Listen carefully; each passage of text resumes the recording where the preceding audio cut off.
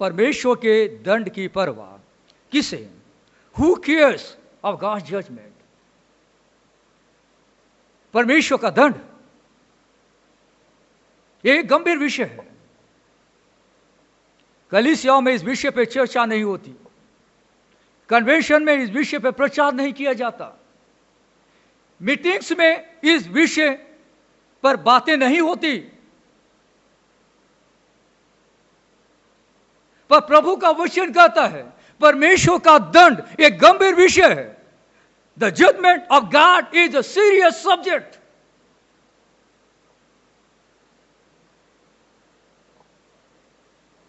परमेश्वर यशायाह नबी के जरिए शोमरोन के रहने वाले लोगों को जजमेंट का मैसेज भेजता है। वहां के रहने वाले लोग आराम से जीवन जी रहे थे, घमंड में जीवन जी रहे थे। उन्हें अपने जमीन पर घमंड था, उन्हें अपने प्रशासन पर घमंड था, वे हट्टीपन में जीवन जी रहे थे, वे बुराई का जीवन जी रहे थे। परमेश्वर कहता है मन फिराओ, परमेश्वर कहता है परमेश्वर क्यों फिरो, अन्यथा परमेश्वर का दंड तुम्हारे ऊपर आएगा। आज वो मैसेज हम सबों के लिए और बड़ी सामर्थ से परमेश्वर इस वचन के द्वारा मुझसे और आपसे बातचीत करना चाहता है। यशायाह नबी की पुस्तक 9वां अध्याय 8 पद से लेकर उसके 21 पद तक इस्राएलियों पर कैसे परमेश्वर का दंड आएगा उसका वर्णन किया गया है। प्रभु याकूब के पास एक संदेश भेजता है, इस्राएल के पास एक संदेश भेजता है, एप्रेमियों के पास एक संदेश भेजता है, सोमरोन वासियों के पास एक संदेश भेजता है कि प्रभु की ओर फिरो, सेनाओं के यहोवा की खोज करो। पर उन्हें परमेश्वर के दंड की परवाह नहीं। आज बहुत सारे प्रभु के मानने वाले लोग, बहुत सारे क्रिश्चियंस घमंड से भरे हैं, पाप की हट्टीपन के शिकार हैं, बुराई में लिप्त हैं। उन्हें परमेश्वर के दंड की परवाह नहीं है। ये कौन लोग हैं जो परमेश्वर के दंड की परवाह नहीं करते? 9वां अध्याय 8 पद से लेकर 12 पद तक हमने देखा, ये वे लोग हैं जिन्हें लगता है कि परमेश्वर का दंड उनकी उन्नति को रोक नहीं सकता। उनको लगता है कि परमेश्वर का दंड हमारे ऊपर आएगा तो हमें कोई ज्यादा नुकसान होने वाला नहीं है। हमारे पास धन है, हमारे पास दौलत है, हमारे पास पहुंच है, हम फिर से अपना एम्पायर खड़ा करेंगे, बिल्ड करेंगे, बेहतर करेंगे। इन लोगों को परमेश्वर के दंड की परवाह नहीं है। दूसरा, जो 13 पद से लेकर 17वां पद तक हमें देखने को मिलता है, ये वे लोग हैं जिन्हें मरना पसंद है पर प्रभु की ओर फिरना नहीं। वे मरने के लिए तैयार हैं, परमेश्वर की मार खा के जान गंवाने के लिए तैयार हैं, पर प्रभु की ओर फिरने के लिए तैयार नहीं। बिस्तर में पड़े हैं, परमेश्वर की मार पड़ी है, कब उनकी सांसें रुक जाएगी पता नहीं, पर बिस्तर पर लेटकर भी वे मन फिराने के लिए राजी नहीं है। बहुत सारे लोग इस दुर्दशा में मर भी जाते हैं पर पापों से पश्चाताप नहीं करते। ये वे लोग हैं जिन्हें मरना पसंद है पर प्रभु की ओर फिरना नहीं। आज हम आगे देखेंगे यशायाह नबी की पुस्तक 9वां अध्याय 18 पद से लेकर 21 पद तक। ये वे लोग हैं जो बुराई में, पापों में लिप्त हैं। जो लोग पापों में, बुराई में लिप्त रहते हैं, उन्हें परमेश्वर के दंड की परवाह नहीं होती। वे परमेश्वर के दंड के बारे में नहीं सोचते, क्योंकि वे पाप को एंजॉय कर रहे हैं, बुराई को एंजॉय कर रहे हैं, गंदे कामों में वे बहुत मगन है, इसलिए who cares of God's judgment? परमेश्वर के दंड की परवाह किसे है? उन्हें तो सांसारिक जीवन में बहुत मजा आ रहा है, अनाज्ञाकारिता में बहुत मजा आ रहा है, गलत काम करने में बहुत मजा आ रहा है। परमेश्वर के दंड की फिक्र किसे है? ये वे लोग हैं जो बुराई में, पापों में लिप्त हैं, या उन्हें पाप से प्यार है। मेरे प्रियो, आज का यह मैसेज मेरे और आपके लिए एक वार्निंग के तौर पर है, एक चेतावनी के तौर पर है। आज के मैसेज का जो बिग आइडिया है, जो बड़ा विचार है, वो यह है, परमेश्वर के दंड की परवाह करें, बुराई न करें। परमेश्वर के दंड की परवाह करें, बुराई न करें। आइए पढ़ते इस पैसेज को। पद 18, क्योंकि दुष्टता आग के समान धधकती है, उनकी बुराई आग के समान धधकती है, वो ऊंट कटारों और कांटों को भस्म करती है, वरन वह घने वन की झाड़ियों में आग लगाती है, और वह धुएं में चकरा चकरा कर ऊपर की ओर उड़ती है। सेनाओं के यहोवा के रोष के मारे यह देश जलाया गया है, और ये लोग आग की ईंधन के समान हैं। वे आपस में एक दूसरे से दया का व्यवहार नहीं करते। अगर आप इस पैसेज को पढ़ रहे हैं तो पहली बात जो हमें जानने को मिल रही है उनके बारे में वो ये है, उनके पाप आग के समान धधक रहे हैं। लैंग्वेज को समझिएगा, आग के समान धधक रहे हैं उनके पाप। इसका मतलब क्या है? उनके पाप बढ़ रहे हैं, तेजी से बढ़ रहे हैं। उनके पाप बिना रुके बढ़ रहे हैं, उनके पाप बेकाबू हो गए हैं। कोई भी व्यक्ति आग के संपर्क में आएगा तो वह राख बन जाएगा। इनकी जो जिंदगी है आग के समान धधक रही है, ऊंट कटारों कांटों को भस्म कर रही है। आग वस्तुओं को भस्म करती है, यानी डिस्ट्रॉय करती है। घने वन की झाड़ियों में आग लगाती है, कई एकड़ों में बसा जंगल। जब आग की चपेट में आता है तो आप देख सकते हैं कैसे पूरा जंगल जल जाता है। टाइम नहीं लगता। जब कोई घर आग की चपेट में आता है तो पूरी बिल्डिंग कैसे जल जाती है, टाइम नहीं लगता। आग को बुझाने के लिए वाहन पहुंचते पहुंचते पूरी बिल्डिंग तहस नहस हो जाती है। यहां पर आप देख सकते हैं कि उनकी जो दुष्टता है, उनके जो पाप हैं, आग के समान धधक रहे हैं, तेजी से बढ़ रहे हैं। आग कैसे तेजी से बढ़ती है? बिना रुके बढ़ती है, बेकाबू हो जाते हैं। इंसान बेकाबू हो गया है, अपने पाप को कंट्रोल नहीं कर पा रहा है। यह परिस्थिति यहां पर है, इसलिए वे राख बन जाते हैं। यशायाह नबी उनकी बुराई का उजागर यहां पे कर रहा है। कई सारे पास्टर्स अपनी कलीसिया के लोगों के पापों का उजागर नहीं करते, बुराई का उजागर नहीं करते। उन्हें लगता है कि अगर मैं सामने वाले व्यक्ति को उसकी बुराई बताऊंगा तो वह चर्च छोड़कर चला जाएगा, या लोगों को मिसगाइड करेगा। बाइबल कहती है कि एक परमेश्वर के दास को, यशायाह नबी के जैसा, लोगों के पाप को उजागर करना जरूरी है। यहां पे वो कह रहा है कि तुम्हारी दुष्टता आग के समान धधक रही है। भले इस्राएलियों को अच्छा नहीं लगा होगा, अरे परमेश्वर का दास मेरे बारे में ये बोल रहा है, पर चूंकि यह परमेश्वर का वचन है इसलिए वो उन्हें समझा रहा है कि तुम्हारी दुष्टता आग के समान धधक रही है और ऊंट कटारों और कांटों को भस्म कर दे रही है, घने वन की झाड़ियों में आग लगा दे रही है और धुएं में चकरा चकरा कर ऊपर की ओर उठ रही है। जब आग लगती है तो आप जानते हैं कि कैसे धुआं ऊपर उड़ता है।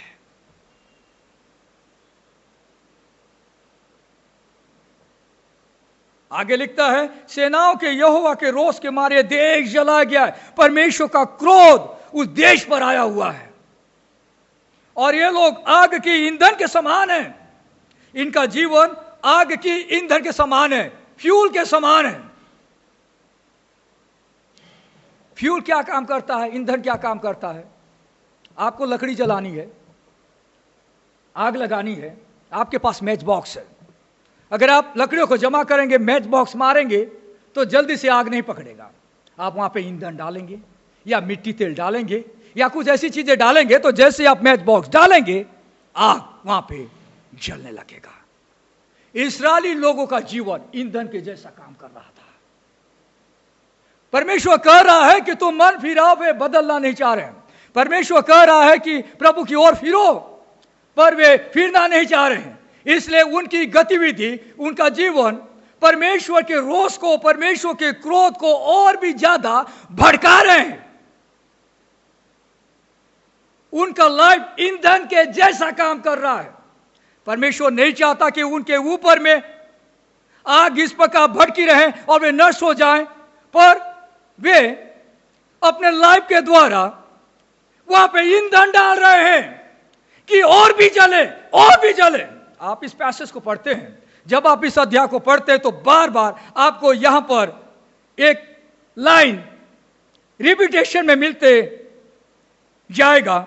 जैसे 9वां अध्याय उसका पद 12 में लिखा, इतने पर भी उसका क्रोध शांत नहीं हुआ और उसका हाथ अब तक बढ़ा हुआ है। पद 17 के आखिरी में, इतने पर भी उसका क्रोध शांत नहीं हुआ और उसका हाथ अब तक बढ़ा हुआ है। पद 21 के आखिरी में, इतने पर भी उसका क्रोध शांत नहीं हुआ और उसका हाथ अब तक बढ़ा हुआ है, क्योंकि इस्राएलियों का जीवन ईंधन के जैसा काम कर रहा था।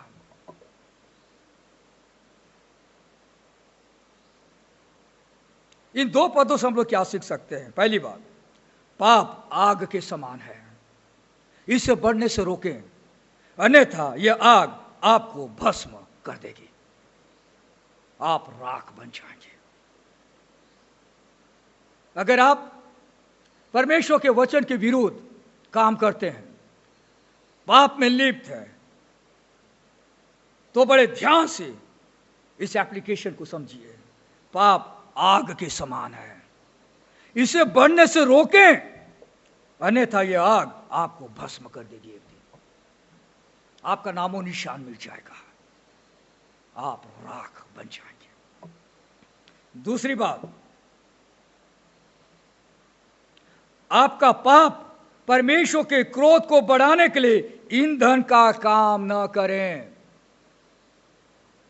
आपका पाप परमेश्वर के क्रोध को बढ़ाने के लिए ईंधन का काम न करें।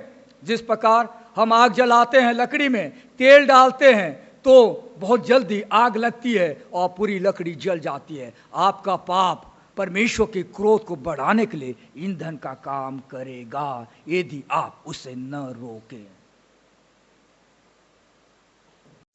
किस प्रकार की दुष्टता है, किस प्रकार का पाप है?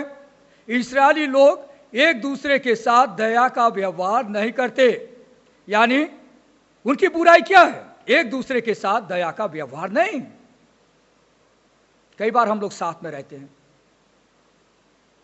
साथ में मिलकर आराधना करते हैं, साथ में मिलकर प्रभु के गीतों को गाते हैं, साथ में मिलकर कुछ काम करते हैं, पर कई बार जब हम पीछे चले जाते हैं तो एक दूसरे के प्रति दया का व्यवहार नहीं रहता।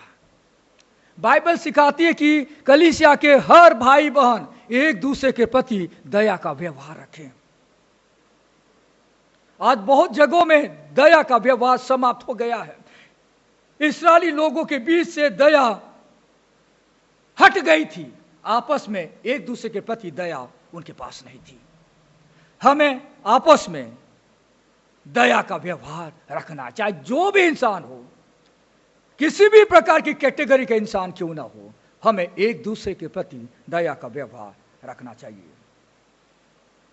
इस्राएली लोगों के पास दया का व्यवहार नहीं था। दूसरा, इस्राएली लोग एक दूसरे को लूटने में लिप्त थे, व्यस्त थे, एक दूसरे के धन पर निगाहें टिकाए बैठे हुए थे। देखिए पद 20 में लिखा है, वे दाहिनी ओर से भोजन वस्तु छीन कर भी भूखे रहते हैं और बाईं ओर से खाकर भी तृप्त नहीं होते। क्या मतलब है? इस्राएली समाज में कई कैटेगरी के लोग रह रहे थे, कोई अमीर, कोई धनवान, कोई गरीब। जैसे कलीसिया में कई प्रकार के लोग होते हैं, कोई अमीर, कोई नौकरी वाला, कोई कुली मजदूरी करने वाला, कोई बड़ी प्रॉपर्टी का मालिक और बड़े पद पर आसीन व्यक्ति। कलीसिया में कोई भी व्यक्ति हो सकता है, रहना भी चाहिए, बहुत अच्छी बात है। पर यहां पर आप देखिए वहां पे हो क्या रहा था। वहां पे जो लोग थे वे एक दूसरे को लूटने में लिप्त थे, एक दूसरे के धन को लूटने में व्यस्त थे, एक दूसरे के धन पर निगाहें टिकाए बैठे थे। लोग सोच रहे थे कि इस व्यक्ति को कैसे लूटा जाए, आपके अच्छे काम में कैसे अड़ंगा डाला जाए जिससे कि आपका काम रुक जाए, कैसे आपकी नौकरी लूट ली जाए, आपका धन लूट लिया जाए। इस इंतजार में कई सारे लोग रहते हैं। मैं आपको बताना चाहूंगा कि कई जगहों में, कई कलीसियाओं में कई सारे लोग इस ताक में रहते हैं कि ये जो व्यक्ति है इसका धन कब लूटा जाए, इसका जो काम वो कई सालों से पेंडिंग पड़ा है वो पेंडिंग ही पड़ा रहे, काम ना हो उसका, इसके घर में चोरी हो जाए, इसका धन लूट लिया जाए, इसे नौकरी मिले ही नहीं। अगर इसे नौकरी मिली है तो अगर वो नौकरी से सस्पेंड हो जाएंगे तो बहुत मजा आएगा। एक दूसरे को लूटने में लिप्त ये लोग थे। आज भी इस प्रकार के लोग पाए जाते हैं जो एक दूसरे का भला नहीं चाहते।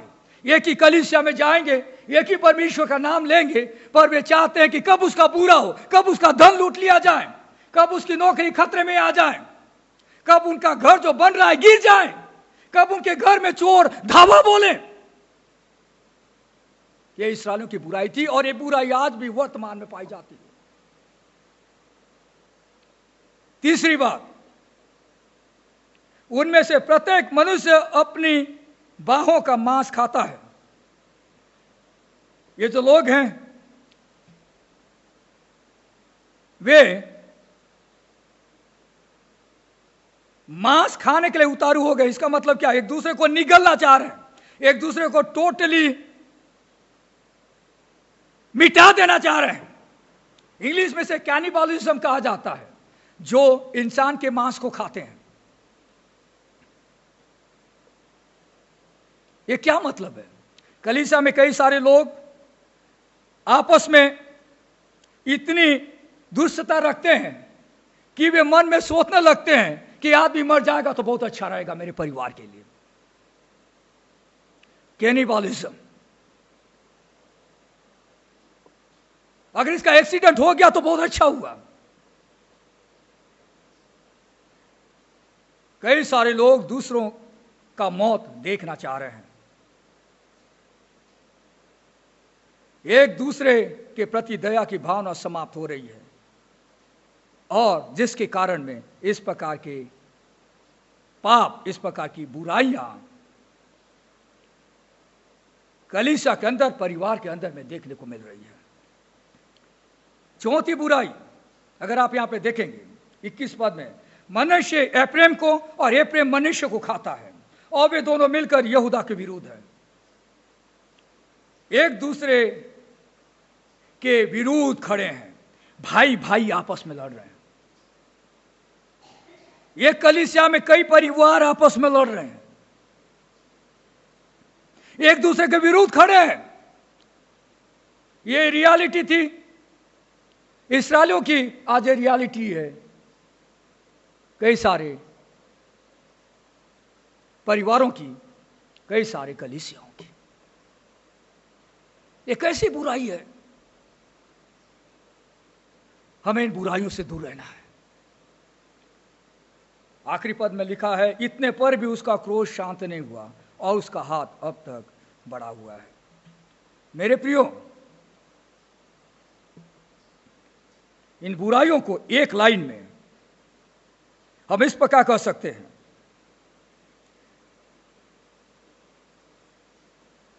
ये लोग एक दूसरे को लूटने, एक दूसरे को निगलने, एक दूसरे को नष्ट करने की बुराई में लिप्त थे।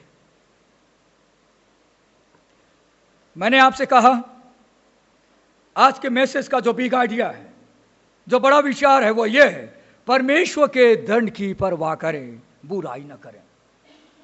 अगर आपको एक लाइन में आज के मैसेज को अपने जीवन में लागू करना है तो वो ये है, परमेश्वर के दंड की परवाह करें, बुराई न करें। एक दूसरे के साथ दया का व्यवहार रखें, एक दूसरे को लूटने, एक दूसरे को निगलने, एक दूसरे को नष्ट करने की बुराई से दूर रहें। 3 बड़े एप्लीकेशन जो आज हमने देखा, एक बार फिर से मैं रिपीट करना चाह रहा हूं। मेरे प्रियो, पाप आग के समान है, इसे बढ़ने से रोकें, अन्यथा यह आग आपको भस्म कर देगी, आप राख बन जाएंगे। दूसरी बात, आपका पाप परमेश्वर के क्रोध को बढ़ाने के लिए ईंधन का काम न करें। ईंधन नहीं होगा तो परमेश्वर के दंड से, क्रोध से आप बच जाएंगे, आप भस्म नहीं होंगे। तीसरी बात, एक दूसरे के साथ दया का व्यवहार रखें, एक दूसरे को लूटने, एक दूसरे को निगलने, एक दूसरे को नष्ट करने की बुराई से दूर रहें। जब हम परमेश्वर के दंड को लेकर गंभीर हैं तो हम इस प्रकार की बुराई से बचे रहेंगे। हम अपनी योग्यता पर विश्वास नहीं करेंगे, हम अपनी योग्यता पर भरोसा नहीं रखेंगे कि हमारे पास योग्यता है, परमेश्वर का दंड आने के बाद भी हम अपने भविष्य को बेहतर बना पाएंगे। सबरनेस, हठीपन से बचें, बुराई से आप बचें। परमेश्वर का जो दंड है वह एक गंभीर विषय है। न्याय तो परमेश्वर की ओर से आएगा, न्याय दुश्मनों की तरफ से भी आएगा, न्याय विधीन भी आएगा, यानी जिन लोगों के बीच में आप लोग रहते हैं। परमेश्वर का दंड हम पर, कलीसिया पर आएगा। दुश्मन हमें नष्ट कर देंगे, हमारे अंदर के लोग भी हमारा जीवन को बर्बाद कर देंगे और जीवन की शांति को छीन लेंगे। इसलिए यह एक बहुत बड़ा पैसेज था।